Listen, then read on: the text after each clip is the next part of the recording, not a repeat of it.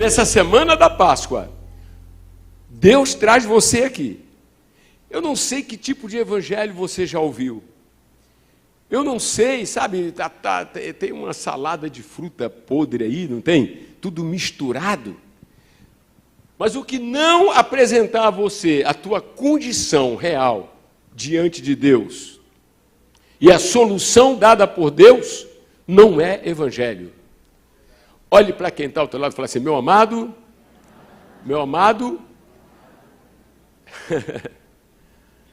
a salvação, fala, salvação, libertação de um estado de condenação. Amém? Que inclui remédio para vencer o pecado, para vencer o diabo, para vencer a morte. Você só vai encontrar no verdadeiro evangelho. Olhe para quem está ao outro lado e pergunte assim, qual a sua idade hoje? Talvez alguns digam assim, eu já vivi boa parte da minha vida.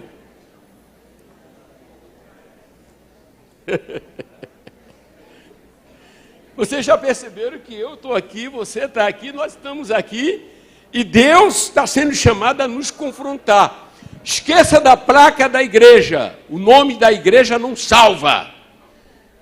Esqueça da placa, esqueça do nome, porque hoje você está sendo chamado a se sentar frente a frente com um homem que veio morrer na cruz por você.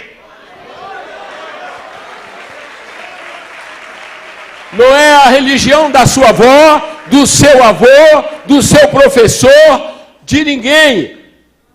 É o meio que Deus, eu vou falar para você, é o meio que Deus encontrou para que você não viva eternamente queimando no inferno e no lago de fogo e enxofre, porque você está caminhando para a eternidade como eu. Nós estamos caminhando para um momento de desfecho da nossa história. E a diferença não é se você é famosa, se você tem muito dinheiro, se você ganhou, se tem uma profissão, se tem isso, se tem aquilo, se você anda nos palácios, se você visita o Papa Francisco e come com ele. A diferença é se você viu que você é um pecador.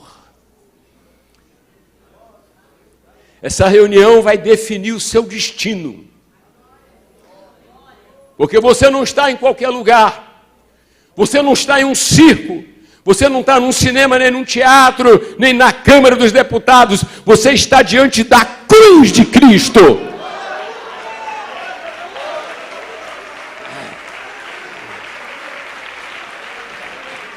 E a primeira coisa que nós precisamos lembrar é que na sexta-feira deu-se uma coisa chamada crucificação. Fala comigo, a crucificação. Talvez você já tenha visto imagens, talvez você já tenha assistido filmes, talvez já tenha passado de peça teatral, mas esqueça isso. Deus está aqui para que você perceba que talvez você não tenha entendido bem o evangelho esse tempo todo. A vida que você está levando, essa vida derrotada, quando era para você estar por cima, você está embaixo. Quando era para você ter uma satisfação, ter uma motivação, vive corroída por essa depressão. Quando era para você não estar mais tomando pinga, sendo escravo do álcool ou da droga, não é? Tá entendendo? E você seria para estar uma pessoa hoje liberta. Quando era para você ter um casamento sólido e você não conseguiu conservar o seu casamento. Porque você tem enfrentado os inimigos. Não sei se vai dar tempo de falar sobre todos os inimigos, mas pelo menos os principais inimigos que nós queremos que você saia daqui hoje vencendo, não é? Que podemos colocar o pecado, o diabo, o mundo e consequências disso. Mas eu quero dizer para você o seguinte: nunca haverá salvação ou libertação se você não prestar atenção o que Deus fez para que você saia daqui hoje liberto. Amém, amém? Amém? Repito, não importa a tua idade. Agora, não importa o teu passado. Você pode ter um futuro. Você pode ter um novo presente. Todos nós podemos ter. É preciso ter a atitude correta. Primeiro, nós precisamos entender que a cruz de Cristo, fala, a cruz de Cristo, mais uma vez, a cruz de Cristo, tem um significado muito grande. Vocês já viram que o Estado Islâmico odeia a cruz de Cristo? Vocês já viram que o Hamas odeia? Vocês já viram que o diabo odeia? Odeia ou não odeia? Mas ele teme, ele respeita. E nós vamos ver por que ele teme e por que ele respeita. Do plano de Deus para salvar você. Vou repetir isso aqui devagar. Para salvar você do inferno, do domínio de Satanás, alguém inocente teria que pagar pelos teus, pelos meus, pelos nossos pecados.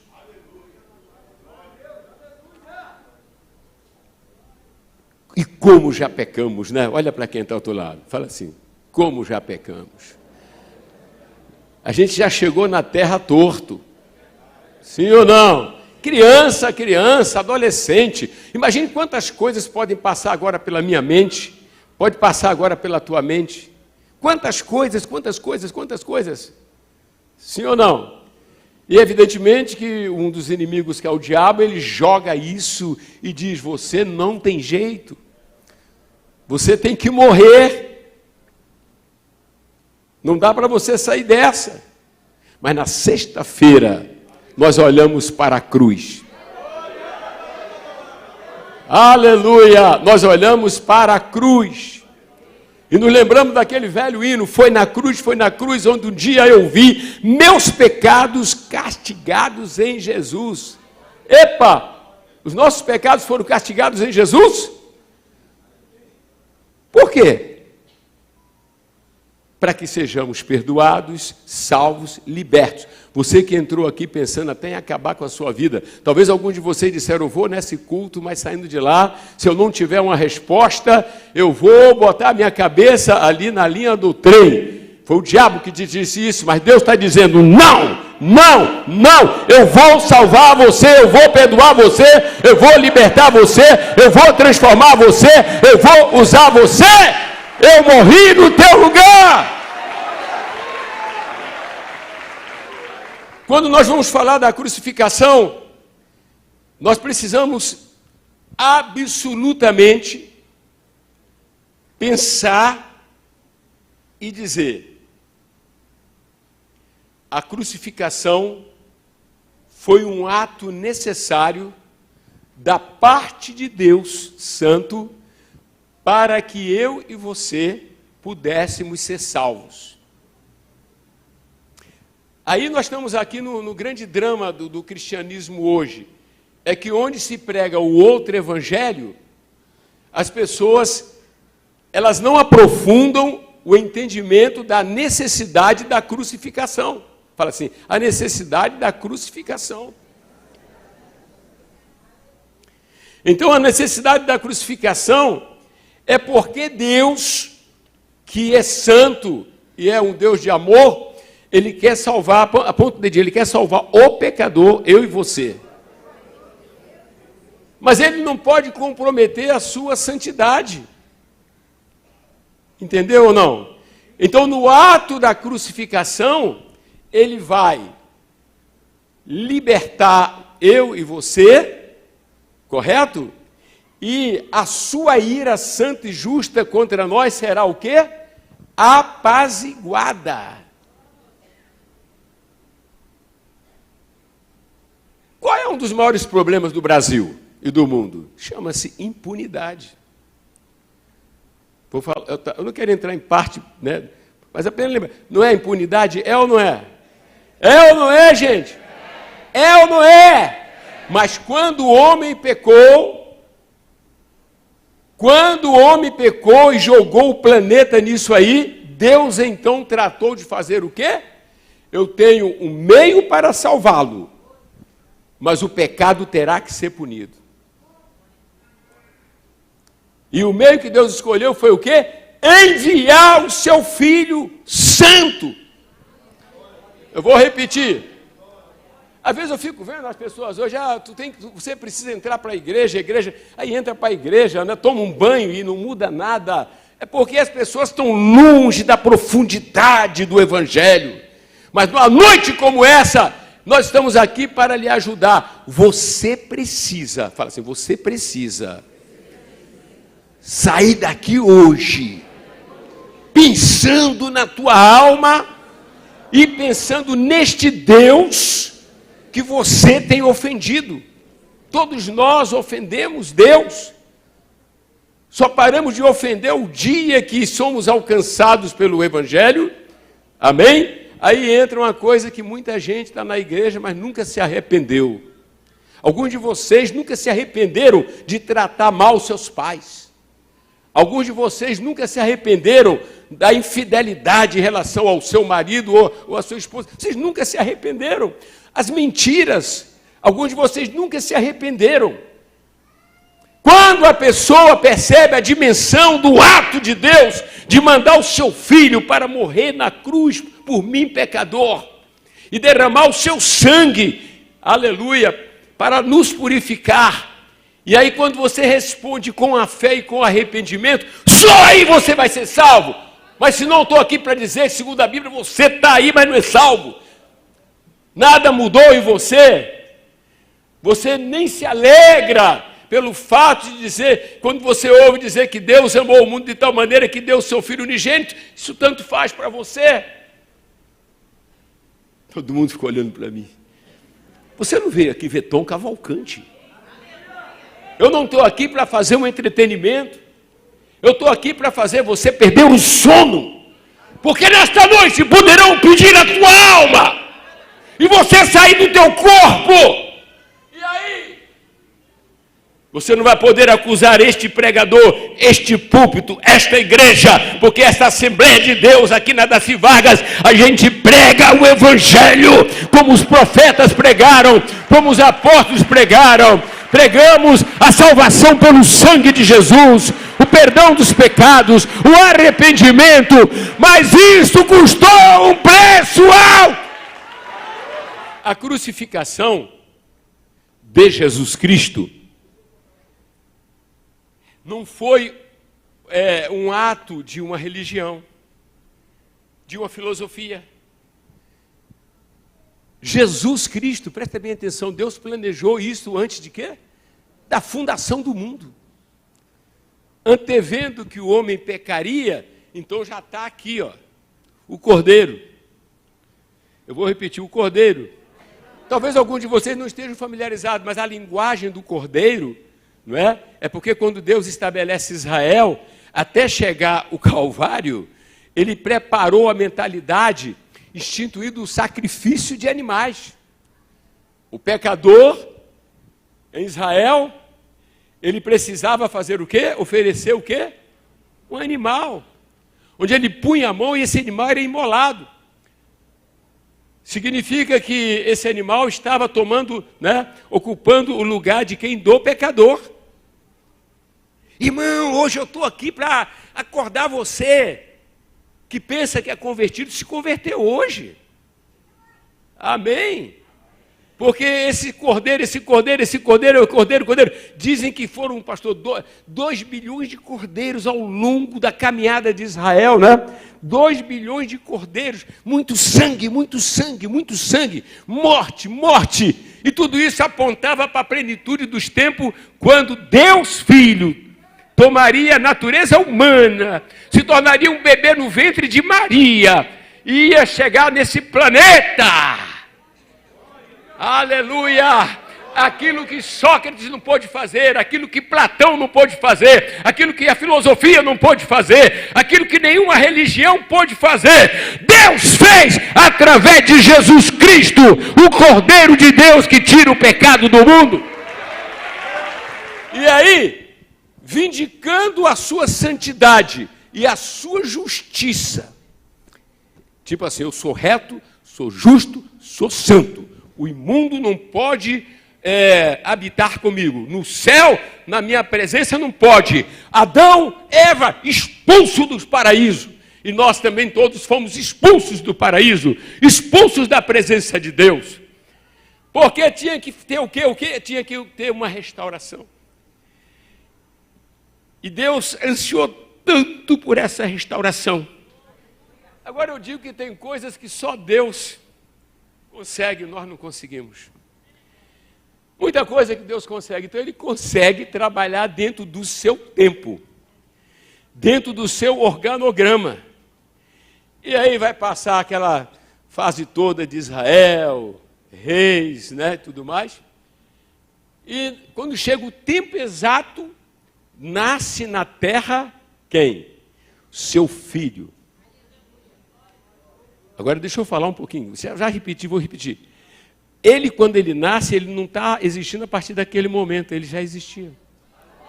Ele é antes de todas as coisas. Ele é Deus. Mas terá que tomar a natureza humana sem pecado para ser crucificado, derramar o seu sangue. Irmão, nós estamos precisando de um avivamento. Precisamos de estar enchendo o tempo para buscar a face do Senhor, mas é preciso ter uma conversão mais profunda, inclusive dos crentes. É maravilhoso quando o Senhor Jesus, Ele sempre fala que Ele vai passar por isso conforme está escrito. Quem já leu isso? Quem já leu? Fala assim, Jesus tinha que ser crucificado. Vamos gritar para o diabo ouvir. Jesus tinha que ser crucificado. Mais uma vez. Jesus tinha que ser crucificado. Porque na crucificação de Jesus, Deus iria realizar o quê? A nossa salvação. Salvação, libertação do estado de condenação. Amém? Para, por meio da sua morte expiatória, nos dar o perdão, a justificação, a regeneração e a eternidade, com Deus e não no inferno. Olha, eu não tenho receio de falar para você e você me ajudar a pregar. Aponta aí para quem está ao outro lado. Olha, se você rejeitar o que você está ouvindo e morrer fisicamente nessa condição, você vai para o inferno. Oh Deus, traga temor a esse povo. Oh Deus, traga temor a esse povo. Você já foi numa prisão visitar presidiários? Vá. Já foi no manicômio? Também não. Vá. Já foi aonde mais? No leprosário? Vá. Já foi? Todo sofrimento da terra não se compara ao inferno. Pastor, mas o senhor agora está... Eu não gostei desse negócio de inferno. Problema seu. Problema seu. É porque você se diz um cristão de meia pataca que não lê a Bíblia, e a Bíblia não manda em você, e quem mais fala no inferno não são nem os profetas, é aquele que veio morrer na cruz para você não ir para lá. É ele quem mais fala do inferno. Irmãos, vamos voltar ao primeiro amor. Sabe por quê? Ele voluntariamente... Efésios diz que ele se entregou como oferta e sacrifício pelo pecado. No Getsêmani ele fez aquela oração, se possível, passe de mim este cálice, mas se não, faz a tua vontade. E não é porque ele queria se poupar disso, não. É que a coisa mais terrível para ele é que meus pecados e os seus seriam colocados e seria o momento de quê? De uma ruptura. Que é quando ele faz aquela oração, né? Não foi? Como é que foi? Eloi, Eloi, lama sabachthani. Deus, meu Deus, não me desampara. Por causa, Jesus, ele tinha uma vida com o Pai. Antes do mundo ser concebido. a glória eterna. Então, por causa disto, ele faz aquela oração, mas diz, mas não seja o que eu quero.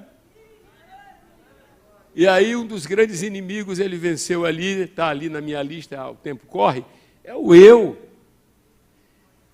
Adão e Eva colocaram o eu. Saul colocou o eu. Todo mundo coloca o eu. O meu maior problema e o seu maior problema não são os outros, somos nós. Olha para quem está ao teu lado. Mas eu tenho uma declaração, é que Jesus venceu esse inimigo.